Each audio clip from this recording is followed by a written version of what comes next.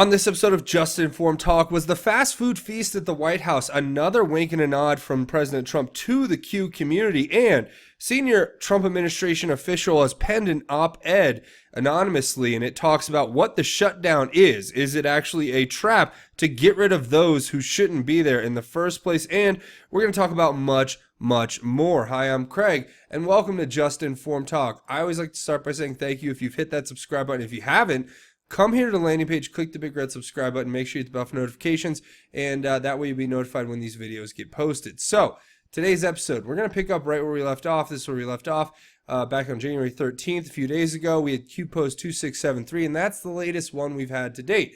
But, with that being said, I want to look back at this post right here and then compare it to a story and other stories that are coming out now. First off, we had this Real Clear Investigations article, which talked about John Brennan and what happened with Devin Nunes back in the day. Now, what was this pointing? What was this? The whole purpose of this? What was it pointing us to? I think it was pointing us to the recent new evidence that's been brought forward by basically Devin Nunes and saying there's another memo that we're waiting to see. It's it was the expansion of the scope. Okay, so what does that mean? Robert Mueller's investigation, okay, had a scope to it, an original scope, which was, I guess, to find out if President Trump had had been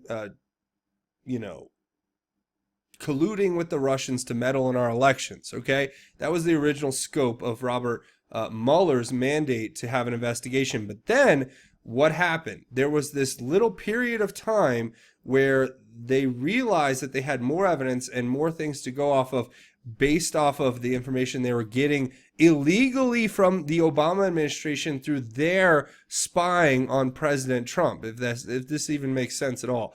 That there was information there, and then there was an expansion of the scope to say, oh, well, let's include all this stuff, and that ended up basically being the predicate under which they went forward, and a lot of that had to do with what they found and what they manufactured, apparently, according to allegations that are being made by several sources online. So this, to me, is just another example of how we're looking at this information, and it's all happening in real time all around us.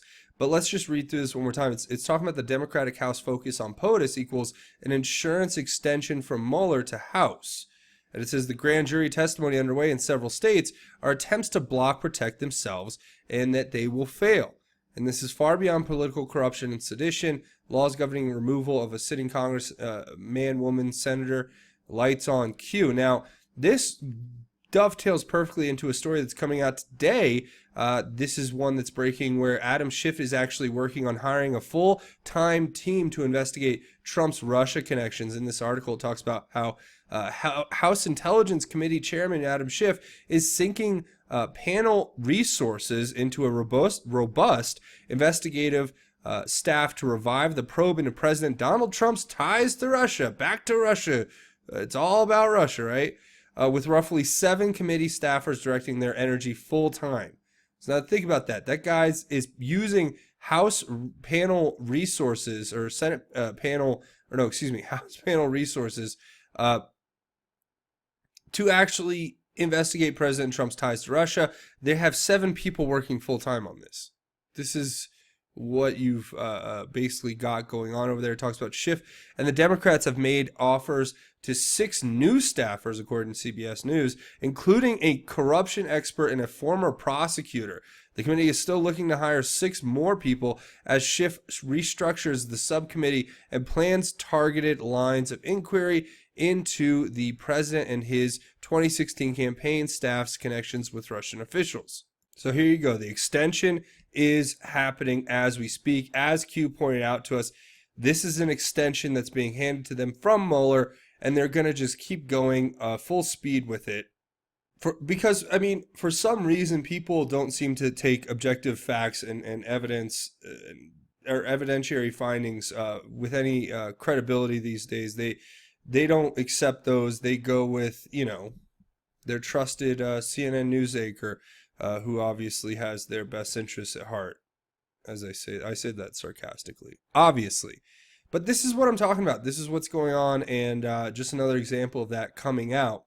Now, what is this all about, the trap thing? Okay, that's another interesting one. Well, here over on the vote boards, there's so much going on. There's a lot of information that goes around here, but this is one that I thought that was interesting. It talks about a reduction in force. Now, this is actually an interesting concept that's come out, and it's actually been highlighted very much so in a op-ed that was penned by a senior Trump official who basically gave this op-ed to the Daily Caller on the basis of keeping their anonymity, but they actually publish it as basically a senior official who is losing his paycheck, or their paycheck, but is not worried about that at all. And I'm going to read it to you guys. I'm going to leave the link if you guys want to go check this out or share it. I'll leave links to everything that we cover here, so don't worry about that if you're looking for the information. But here it is. So the Daily Caller is talking to taking the rare step of publishing this anonymous op-ed at the request of the author, who says they are a senior official in the Trump administration whose identity is known to us, but whose career would be jeopardized by its disclosure. So let's read it. It starts right here. It says, as one of the senior officials working without a paycheck, a few words of advice for the president's next move at shuttered government agencies. Lock the doors, sell the furniture, and cut them down. Federal employees are starting to feel the strain of the shutdown. I am one of them, but for the sake of our nation, I hope it lasts a very long time, till the government is changed and can never return to its previous form. The lapse in appropriations is more than a battle over a wall. It is an opportunity to strip wasteful government agencies for good. On an average day, roughly 15% of the employees around me are exceptional patriots serving their country. I wish I could give competitive salaries to them and no one else. But 80% feel no pressure to produce results. If they don't feel like doing what they are told, they don't. Why would they? We can't fire them. They avoid attention, plan their weekend, schedule vacation, their second job, their next position. Some do this in the same position for more than a decade. They do nothing that warrants punishment and nothing of external value. That is their workday. Errands for the sake of errands. Administering, refining, following and collaborating on process. Quote, process is your friend, unquote, is what delusional civil servants tell themselves. Even senior officials must gain approval from every rank across their department. Other agencies and work units for basic administrative chores. Process is what we serve. Process keeps us safe. Process is our core value. It takes a lot of people to maintain the process. Process provides jobs. In fact, there are process experts and certified process managers who protect the process. Then there are 5% with moxie, career managers. At any given time, they can change, clarify, or add to the process, even to distort or block policy counsel for the president.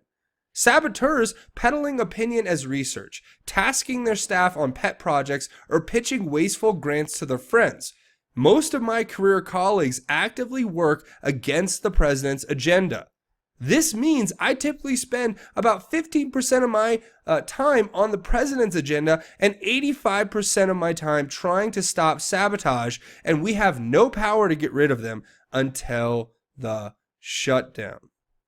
Due to the lack of funding, many federal agencies are now operating more effectively from the top down on a fraction of their workforce, with only select essential personnel serving national security tasks.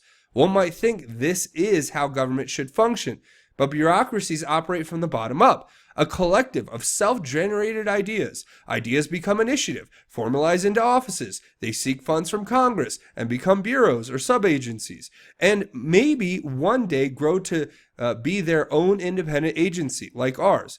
The nature of a big administrative bureaucracy is to grow to serve itself. I watch it and fight it daily.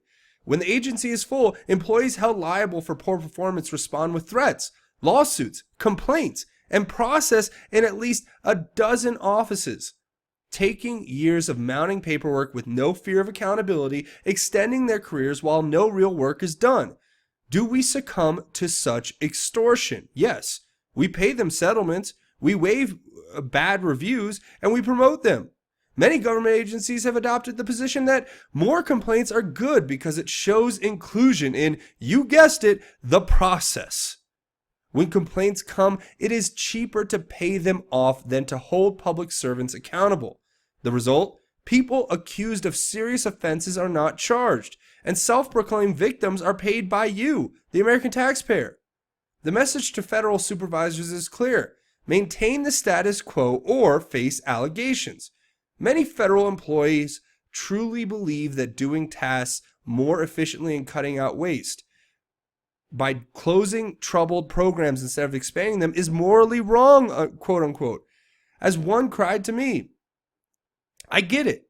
These are their pets. It is tough to put them down and let go, and many resist. This phenomenon was best summed up by a colleague who said, quote, the goal in government is to do nothing. If you try to get things done, that's when you will run into trouble, unquote. But President Trump can end this abuse. Senior officials can reprioritize during an extended shutdown, focus on valuable results, and weed out the saboteurs.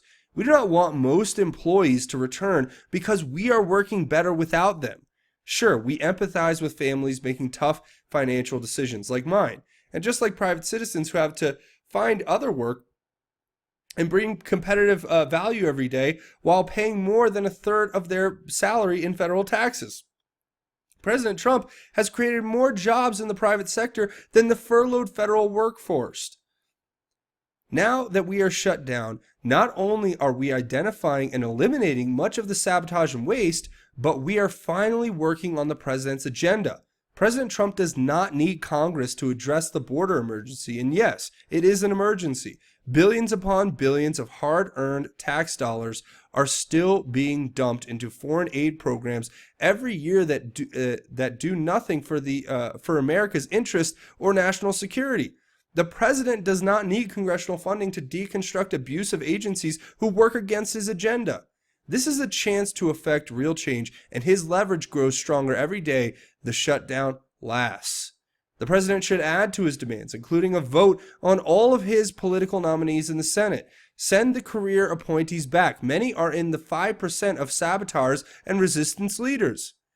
A word of caution. To be a victory, this shutdown must be different than those of the past and should achieve lasting disruption with two major changes, or it will hurt the president.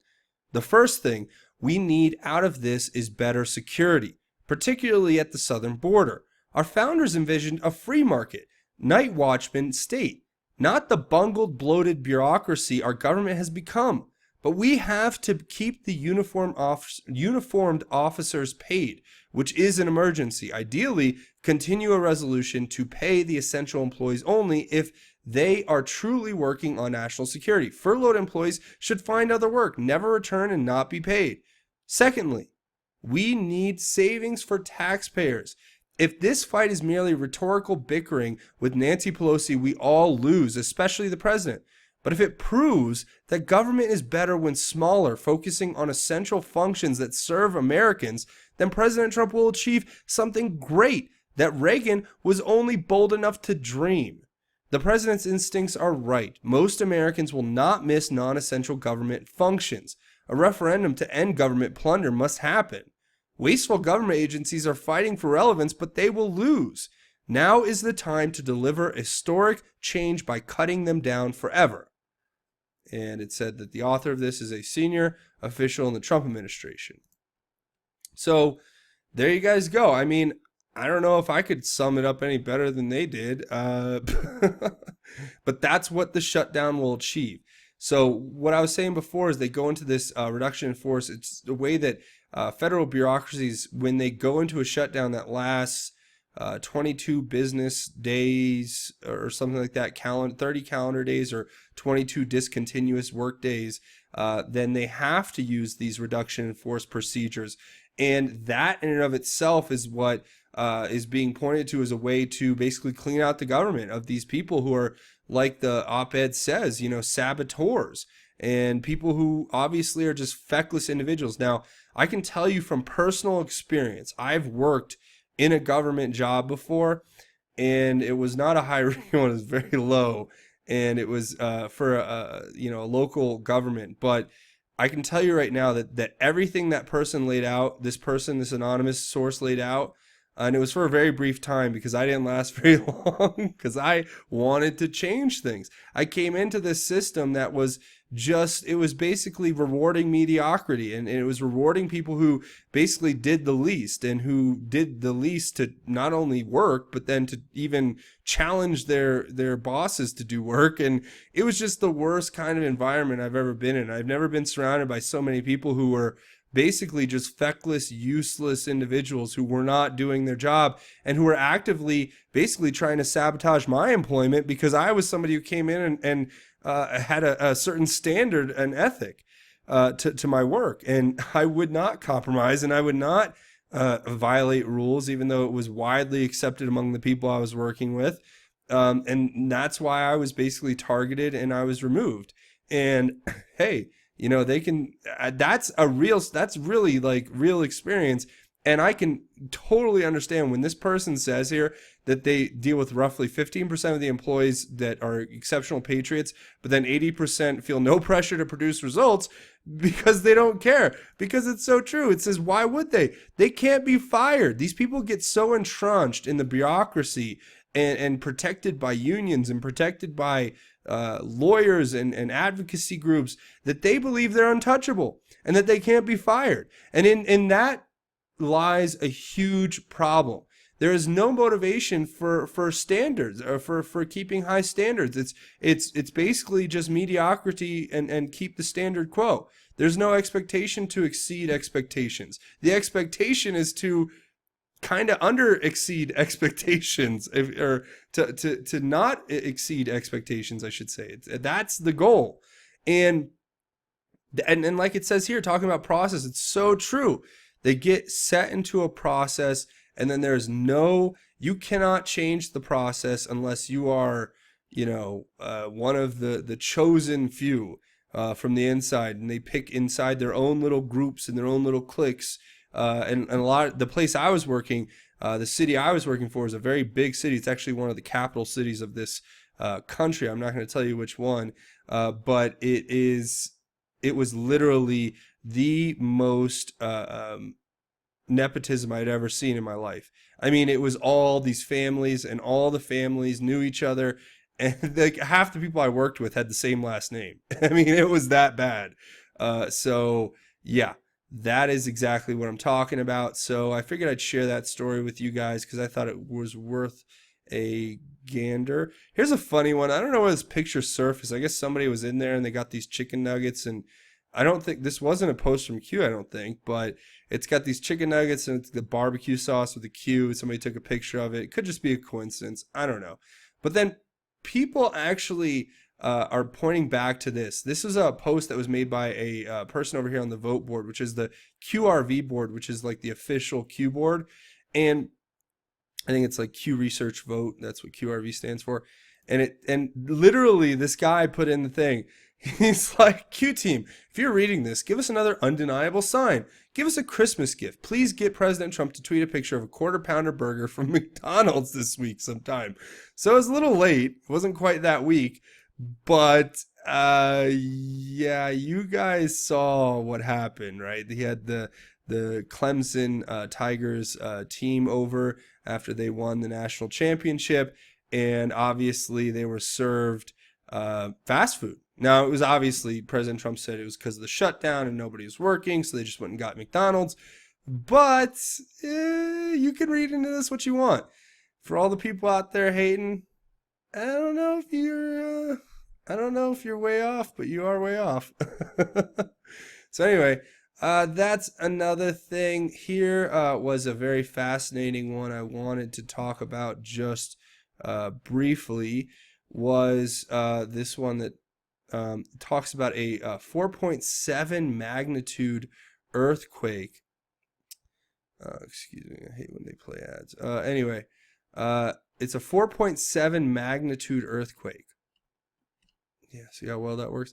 A 4.7 magnitude earthquake that was reported off the coast of Ocean City, Maryland. Now, why is that important? Well, there's a lot of stuff in Maryland. Like Annapolis is right there. What is Annapolis? That is the basically the official naval officer training academy, and there's just so many other basically military institutions there, and all of that. And basically you can see right here from the graphic that this is Ocean City, Maryland, and this is where the earthquake was actually centered off of, and you can actually tell just by looking at it here that it is very close. It was magnitude 4.7 on the Richter scale. Now, my question is, what actually happened? You guys, I'm just going to throw that out there because you never know with especially these kind of things, what's going on out there in the ocean. And there's a little bit of speculation here and there about what it could be, but I'll leave that to you guys down in the comments. Now, before we go, Donald Trump and his Twitter account. One of my favorite things is doing this segment where I just basically react to President Trump's tweets, and they're priceless and epic, and I always like to share them. So here's one where he's basically like threatening, it would seem kind of tongue-in-cheek, that he is not happy with NATO. And he says, for decades, politicians promised to secure the border, fix our trade deals, bring back our factories, get tough on China, move the embassy to Jerusalem, make NATO pay their fair share, and so much else, only to do nothing, or worse, as it goes on here. I am doing exactly what I pledged to do and what I was elected to do by the citizens of our great country, just as I promised. I am fighting for you. And thank you, Mr. President. That is very good to know, and I agree. I mean, I think that you can see why they get really scared when we start talking about NATO, because, we're paying for the defense of an entire almost continent, I guess. Anyway, here's the next one. Donald J. Trump is telling us, the rank and file of the FBI are great people who are disgusted with what they are learning about Lion James Comey and the so-called leaders of the FBI. 12 have been fired or forced to leave. They got caught spying on my campaign and then called it an investigation. Bad. Yeah.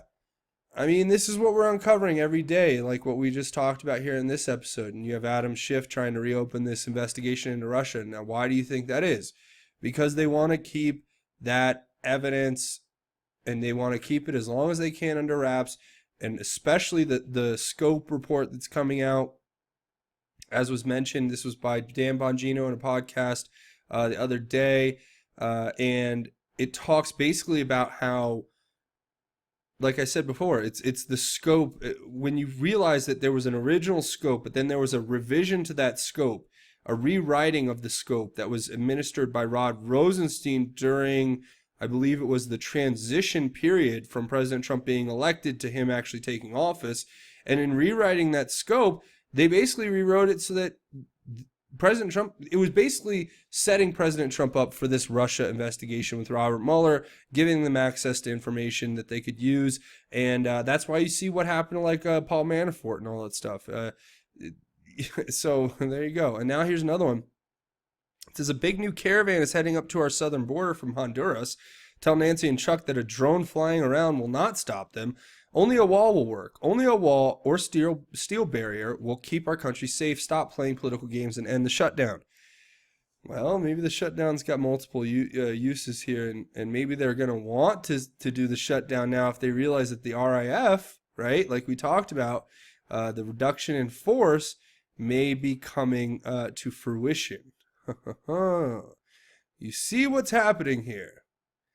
And President Trump even retweeted this article that we covered here, so we know that it's basically sanctioned by him. That was obvious. And then there's a lot of Charlie Kirk in here, and the interesting one is we were just given articles by an article from Paul Sperry, obviously right here, the Real Clear Investigations, and now President Trump's like tweeting him out all the time. Guys, do you really need me to put two and two together for you? We got Tom Fitton from Judicial Watch, which is great, with a great one. Now, I'm going to leave this here. I want you guys to come and subscribe or follow President Trump on Twitter to get all this information, because there's a lot of great information here. So I'm gonna let you guys. I'm gonna give him a free shout out because he's the president, and they do great work. So, all right, that's gonna be it. But a few more things. Stick around for 1 minute while we go over them. First of all, if you want to help out the channel, best way to do it come here on the landing page, click the big red subscribe button, make sure you hit the bell for notifications. Also, if you're scratching your head going, what's QAnon and what's this guy been mumbling about for almost a half hour, you're going to want to come here to the landing page, watch this video. What is QAnon, the Great Awakening? It's going to give you all the information you need about QAnon, the Great Awakening, how to get involved, and watch these videos to get caught up on the latest Q posts. Now, with that being said, a couple other ways you can help out the channel are both financial. You can help out on the crowdfunding website Patreon. That's patreon.com. And when you come here, you can search Just Informed Talk or scroll down at the end of this video and look in the description box. There will be a link. You can come here, become a patron. Demonetization is very real, and I depend on you guys to help fund this work that I do here 24/7, 365. So thank you so much for your support, and all you got to do is come here, click this button to become a patron. It's a monthly donation. I also have a GoFundMe set up if you don't want to do a monthly donation, and you can do this one anonymously. So those are two great ways you can help support the channel. Links will be in the description. Another way you can help the channel, come find me on Twitter at Justin_formed. You'll get all my clever, hilarious, and funny tweets, right? And you guys will be able to come check it out and get all that information. So I encourage you to come over here and find me at Justin_formed. Of course, the link will be in the description. And don't forget to check out justinformednews.com, which is basically just a tool for you guys. It's got the stuff I do here. It's got news feeds. It's got links to all the Q stuff, and it's got links to different news websites to get you started. So it's just a good starting point for people who just, are kind of new to this. And that's what I wanted it to be, and I want it to be up kind of indefinitely there as a resource for everyone to use. So go check that out. Links to all this will be in the description. Now, before we sign off, I have a really important message to give you guys, and it's about God's grace and how it is truly greater. But for this one, I want to talk about the suffering that we're going through as Christians every day. When we face adversity and we face evil and we face hardship and we face so many different obstacles that continually present themselves. I know in my own personal life, there are times when I'm instantly brought back and humbled because I realize that life is not easy. And there is nothing in life that's guaranteed. And when you're dealing with certain situations that you can't really control but want to take control of you, you have to remember what it means to be a Christian and how to suffer like a Christian. So for that, I'm going to talk about this verse out of 1 Peter chapter 4, verses 12 through 19, and they talk about what Christian suffering really is. So it says, "Dear friends, when the fiery ordeal arises among you to test you, don't be surprised by it, as if something unusual were happening to you. Instead, as you share in the sufferings of the Messiah, rejoice, so that you may also rejoice with great joy at the revelation of his glory. If you are ridiculed for the name of Christ, you are blessed, because the Spirit of glory and of God rests on you. None of you, however, should suffer as a murderer, a thief, an evildoer, or as a meddler. But if anyone suffers as a Christian, he should not be ashamed, but should glorify God with that name. For the time has come for judgment to begin with God's household. And if it begins with us, what will the outcome be for those who disobey the gospel of God? And if the righteous is saved with difficulty, what will become of the ungodly and the sinner? So those who suffer according to God's will should, in doing good, entrust themselves to a faithful Creator." And I mean, to me, that's a long way of saying we're going to endure hardship. Persevering in our faith is what separates us from those who relinquish themselves to that anger or that hatred or sadness. You must embrace the light, which is God and Jesus, our Savior, and embrace that truly in your heart. That way, when these times of adversity bring themselves up and you are put in a place where you are forced to suffer, okay, that your faith is so strong that suffering will undoubtedly become some sort of deliverance into something greater. And you will be given many blessings by our Lord and Savior, but you have to have that faith. And you have to have that faith in God, but in yourself to believe in God. And then when you put that faith in yourself to believe in God, and you put everything you have toward God every day, there's so many blessings and gifts and great adversities that you can overcome. And that to me is what the power of Christ is all about. And so that's where I'm basically going to leave it. I hope those words help you in your time of need, and you remember that, God's only a prayer away. It's very easy. Just open that door and say a prayer. Start there, and then go check out your church, or go check out a Bible study, or get involved with a friend who goes to church or something, and just try to open that door, because God is there waiting. And your salvation has been bought and paid for with the blood of Christ. So, yeah, it's right there waiting for you. So that's where I'm going to leave it. I want to say thank you so much for joining me here. Remember, if you haven't hit that subscribe button, come here, click the big red subscribe button. That's going to be it for me. I want to say thanks for watching Just Informed Talk. My name is Craig. Godspeed, and God bless each and every one of you, Patriots.